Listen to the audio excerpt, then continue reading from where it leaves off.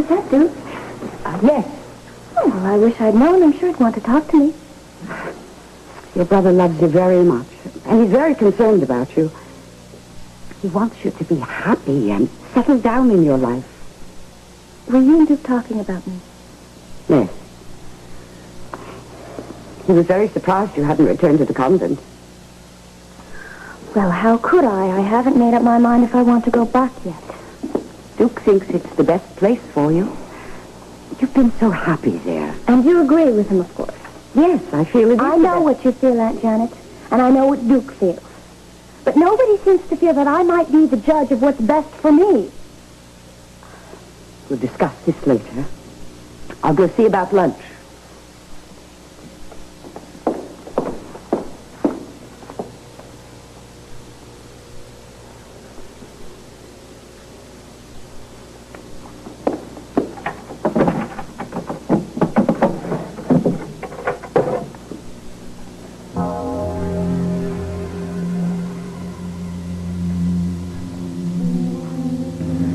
Needle point the designs onto the cloth. When the work is completed, you will know all about yourself.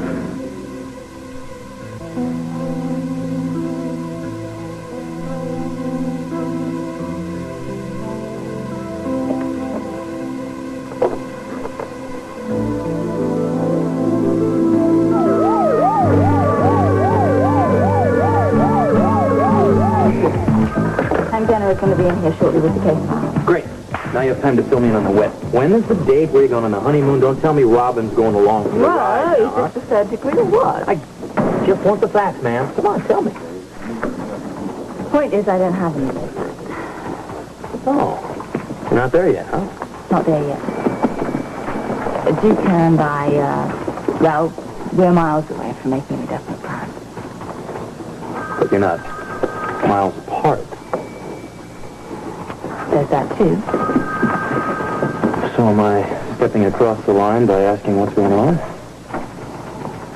Oh, dear. As you know, I'm in love with a man with a tremendous amount of pride. Well, that's Duke. He's still on probation, but he wants to be free in every sense of the word before he marries me. I mean, I can understand it. Well, yeah, but there's... But there's more to it.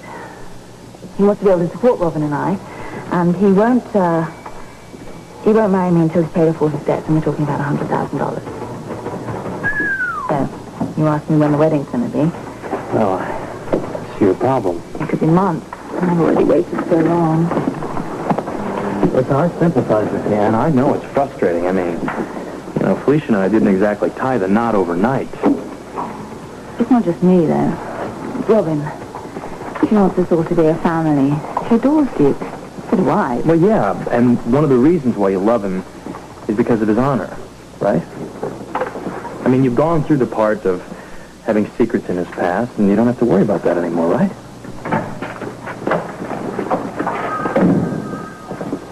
Welcome back, Frisco. Oh, Hank. Here's the file. Thank you. Now, you two are going to be working as partners. Oh, partner. Yeah, how you doing? I've already filled Hank in on this whole case. All right, interesting case. Let me just catch Frisco up, and then you two can touch bases later. Is that all right? Fine. I've got some items to clean up on my desk. Okay. See, Hank. Yeah. Now, Hank's going to follow your lead from here on in. I had him put on hold until you got back to town. Mm-hmm. Yeah. Doesn't sound like a very urgent case. It's not a matter of life and death, if that's what you mean. These cases are all robberies, and they all follow a similar pattern. All the victims are visitors from out of town. Uh-huh. And they were all men, and they were all here on business trips. And you take a look. Now, there are similarities here in this case that we really can't ignore. Hey, I don't get this.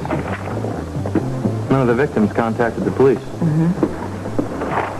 Everything else came from other people. The bell captain, a friend. Yeah. It's as though the victims didn't report anything themselves. What's going on? So I want you to find out. Look, this guy even denied that he was robbed. Says the bell captain is crazy. It's worse, yes. The rest of the victims have no idea how and when they were robbed. It's as though the victims don't want to admit anything even happened. But we can't let them, can we? Mm-hmm. So, Do you see a case here? All I see is a lot of smoke. You know what they say about smoke? You've got to find the fire. Well, it'll be a change of pace, all right. Meaning what? Nashville it ain't. Not a major case. Right. And it's beneath you. And when you played in the majors, it's just a little tough to go back to the Bush League, you know? I see. It's not that I'm complaining. But you are. Well, I just don't understand something. I mean, I just was very successful in a major murder case, and I thought I would be given something as equally as important. Why was Will assigned a homicide case and I wasn't? Because you're too ambitious. And it could be your downfall. Now, I want you to start acting like a bona fide detective. So you're going to find yourself walking the beat again. I thought I was doing a good job for you. You are. But I need detectives around here who are willing to take any case assigned to them and rise to that challenge. Do you understand?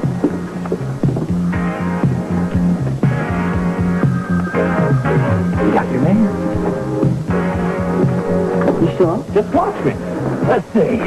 What can we find here? The hotel's been contacted? Yes, they have. No break-ins have been reported in any of the victims' rooms. So that means that the robberies could have taken place outside of the hotel. Unless the thieves were welcome visitors in those rooms. Now you're talking, Detective Jones. Very intriguing. Victims are from out of town, but no one's willing to press charges. Favorite time of day here, like with no customers around? Well, it's like a stage set, and the show's all rehearsed and ready to go in a few hours. There's a sense of anticipation, do you know what I mean? Yeah, I feel that way at Kelly's about 6 o'clock in the morning before the hordes come in. Except we're not getting any hordes around here lately. Oh, that's just a February slump. Business will pick up.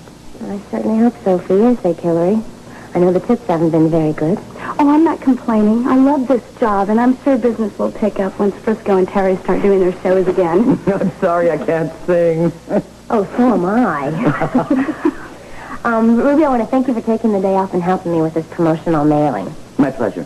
Well, I'm going to get the mailing list and we can get started, okay? Okay, I'll get Terry's costumes put away. Well, I'll help you with them. Oh, great, thanks. Go find an iron All and right. hurt them up a little.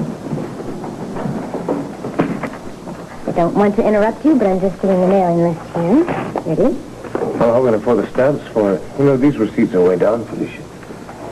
I know. Oh, we have to do something. We have to do something fast. You know, my life is on hold until I can repay all my debts. Or have I said that before? I know it upsets you to delay this wedding. Upset me. That's putting it mildly. Anna's just as distressed about it as you are. Did Anna talk to you about this? She loves you very much, Duke. What exactly did she say?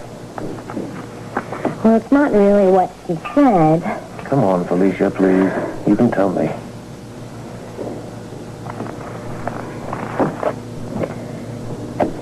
She's afraid that if you put off this wedding... Well, she thinks that if it takes too long to pay the debts, that... Go on. If it takes too long to put off this wedding, then it may never happen. Or she thinks my pride may spoil our future, is that it? Yes. I'm doing the right thing. I'm doing this as much for Anna as I'm doing it for myself. I'm an ex-prisoner. I'm on probation. She is a cop, after all. It goes without saying we have to wait 4 months. And I cannot support a wife and a child with my financial obligations. Now, surely Anna can see that. I think she does. But she won't accept the fact. There's another problem. I don't know the whole story, but she said there was something about you and your past, and there was a big secret, and there was something to do with Camellia, but you won't tell her what it is. What exactly did she say? Well, that was all. But whatever the secret is, the uncertainty is tearing her apart.